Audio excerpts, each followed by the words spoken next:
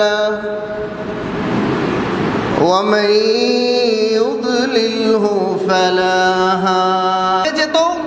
যদি ওই সময় যখন ইরাকে হামলা করা হলো, যখন সাদ্দামকে অ্যাটাক করা হলো, গোটা বিশ্বের মুসলমান যদি এক হয়ে যেত, গোটা বিশ্বের মুসলিম শাসকগুলো যদি এক হয়ে নারায়ে তাকবীরের স্লোগান নিয়ে রাজপথে দাঁড়িয়ে যেত, বক্তব্য দেয়া শুরু করত, মুশরিক সম্প্রদায়গুলো হামলা করা তো দূরের কথা, মুসলিম রাষ্ট্রগুলোর দিকে তাকাতেও সাহস করতো না। ঠিক কিনা বলে?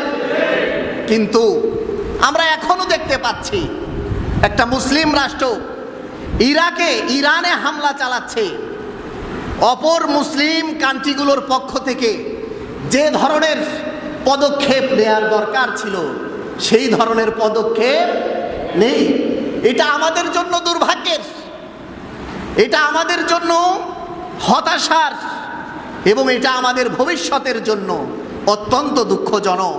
এটা আমাদের পরিণামের জন্য কলঙ্কজনক। আমার প্রিয় মুসল্লি ভাইয়েরা, আমরা অনেকেই মনে করি,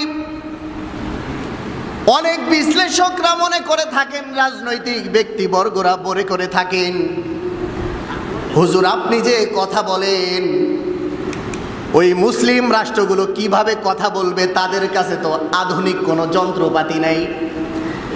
আপনি ইরাকের কথা বলেন, তারা কিভাবে ইরানের পাশে দাঁড়াবে। আপনি লিবিয়ার কথা বলেন, তাদের কাছে তো আধুনিক কোনো যন্ত্রপাতি নাই।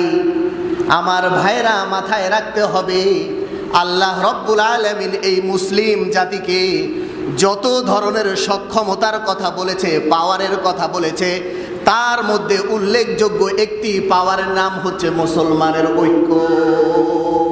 মুসলমানের ঐক্য তারা বুঝতে পেরেছে, মুসলিম কাফের মুশরিক বেঈমান বুঝতে পেরেছে যে মুসলমান এরা যদিও নামে এক, কিন্তু সহযোগিতার দিক দিয়ে এরা কখনোই এক নয়।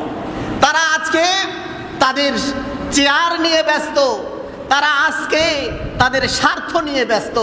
আমার ভাইরা, এখনো সময় আছে, আজকেও সময় আছে। আজকে যদি বিশ্বের 57টি মুসলিম রাষ্ট্র একত্রিত হয়ে যায়,